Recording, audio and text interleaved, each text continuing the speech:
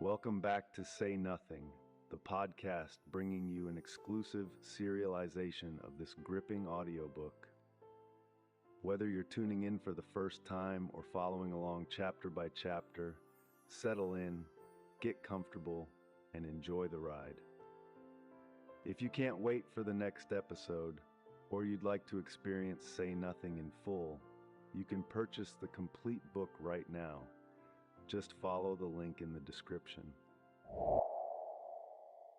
Chapter 10. With Owen in London and the call with Jack over, Eloise took pride in offering Sarah even greater support than usual. This was her best friend at her most fragile, and she wasn't going to let anything hurt her nor impact her pregnancy. "So, do you want to talk about it?" she quizzed Sarah. Since the call earlier that day, Sarah had avoided the subject, busying herself as she tried to absorb what had happened. Inside, a sense of relief was offset by a fear that she had done the wrong thing. Sarah knew that it was just her mind playing tricks. How could taking the steps to reconcile with her father possibly be wrong? If, like he said, he was truly repentant and was determined to foster a positive relationship, he must at least be aware of his past failings. "I just want to believe it's all going to be okay," she replied. "I don't know whether it's all just a big mistake or whether he's actually changed. He's hurt me so much before. What am I to expect?" You can only hope for the best and prepare for the worst. It's not going to be easy, but you have to at least ready yourself for anything. You're 8 months pregnant. Surely having extra support will help. I suppose. Look, I've been there since we were kids. I've seen how your dad hurt you and your mom, and how he all but disappeared. But the fact is, I could always tell how much he loved you. You could see in his face just how much he cared. He didn't perhaps show it right, Christ, which parents do. But if he's trying to change, perhaps he deserves a chance. Sarah was taken aback by the frank and reasoned argument her long-standing friend offered. I know. Another explosion of tears ensued, and Eloise quickly raced across the room to embrace her friend. "It's all going to be okay, I promise. This is a positive thing, Sarah. You've got so much to be proud of and look forward to, and now you know that your dad is there for you when you need him. You can't ask for much more than that." Through the tears and rapid breathing, she responded, "I just didn't think it'd be this hard. We didn't think anything would be hard, remember? Everything used to be so easy, and then we got old." Sarah managed a particularly unglamorous snort of a laugh. Eloise had always had a wonderful sense of humor and could coax a smile out of her, whatever the situation. "Now, let's get you cleaned up and we'll do something. What did you fancy?" The two women both turned their vision to the window, which was being hit by heavy rain. "How about we get some food in and watch terrible French TV?" suggested Eloise. "I mean, it's all pretty terrible, but something especially tacky?" Again, Sarah managed a slight laugh. "I could murder a glass of wine," she quipped in response, wiping her eyes. "Maybe even a bottle." Curled on the ground, the pain in his stomach like nothing he'd ever experienced, Pete glared through blurred eyes as the Englishman entered the room. He'd been lying here for more than 24 hours without human contact, but finally his inquisitor had returned. The only company he had during that time was nothing but harsh white light and sound of a generator. It had been impossible to sleep. Such was the piercing intensity of the light, the intense hunger in his stomach, and the ever-expanding pressure in his skull. Even though the Englishman had been instrumental in subjecting him to these conditions, the simple sight of another face brought a modicum of comfort. His last experience of human contact seemed a lifetime ago. The man conducting his medical examination had stripped him naked and doused him with lukewarm water, the traces of his defecation being washed away. He felt far from clean, and the feel of this man's latex-coated hands roughly lifting and probing the most intimate areas of his body intensified the feeling of dirt on his skin. With his body still drying, the black hood was then pulled tight over his head.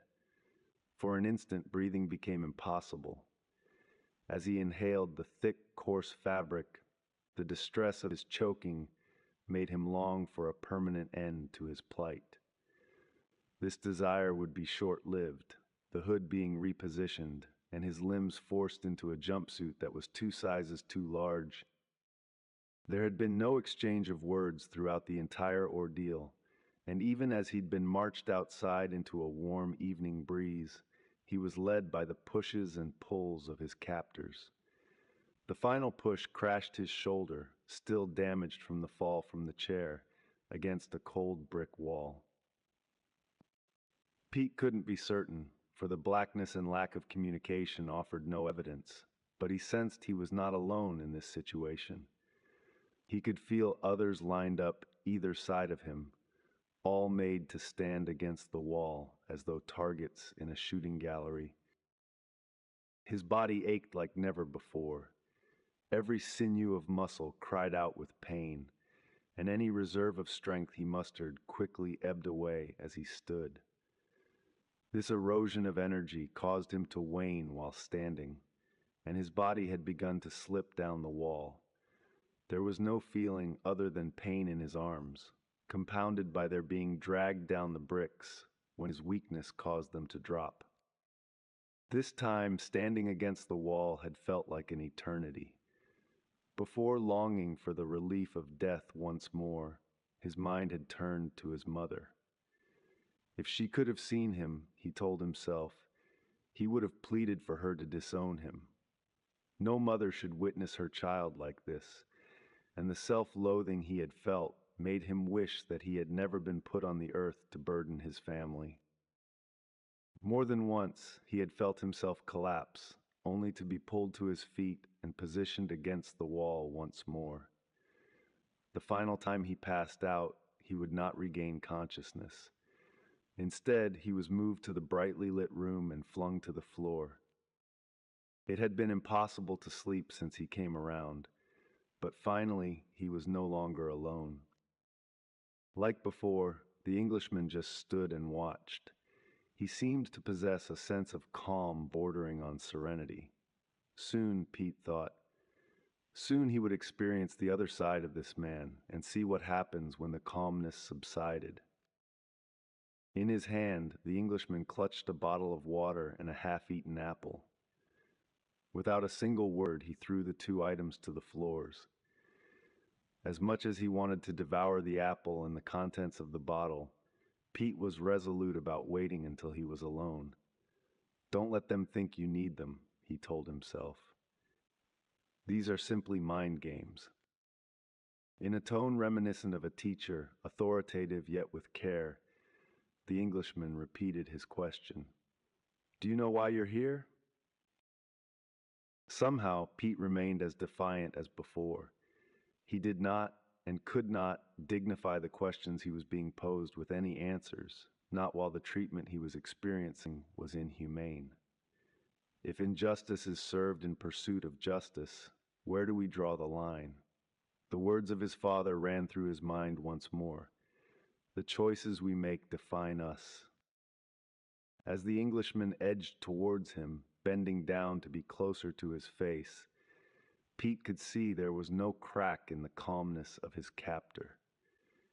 It has been this way since their first meeting, the only change in emotion coming from the sweeping away of the chair. There was undoubtedly some trepidation over his demeanor every time he so much as moved a muscle, but Pete tried hard to keep his focus on preserving his own mental well-being. Look, began the Englishman, we're going to be here as long as it takes. There's nowhere for you to go until you comply, so why make it harder on yourself? The choices we make define us. Do you know why you're here? Yes or no? No response was offered, Pete's silence as loud as any protest. Well, if that's how you want to play it, I guess I'll get out of your way. The Englishman turned, banged on the door, and strode out into the night. As the door slammed shut, there was a moment's peace in the room. Pete clutched at the water and apple, his first pieces of sustenance since he arrived. It tasted sweeter than any meal he'd ever had, yet left his knotted stomach gasping for more. Reposed, and for the first time, feeling a sense of victory, his relief was tempered by the speed of his beating heart. With just a few words, the intensity of the Englishman was enough to push his senses to the limit of tension. Rest and recover, he told himself. And then it began. Without warning, the lights cut out. The darkness was a welcome respite from the harsh glare of the previous 24 hours. Less welcome were the piercing sounds that suddenly blared through the ceiling. He'd not realized that speakers had been embedded above him all this time, and now there was the sound of industrial machinery at a volume that made his teeth chatter. He knew that it would feel like another lifetime had passed once this ordeal was over. Only the knowledge that it would eventually end would keep him from losing his mind altogether. Thank you for listening to this excerpt from Say Nothing, a compelling thriller currently available on Amazon. Follow the link in the description to order your copy today. Please like and review this podcast and recommend to your friends. Don't forget to tune in again and join us for the next chapter.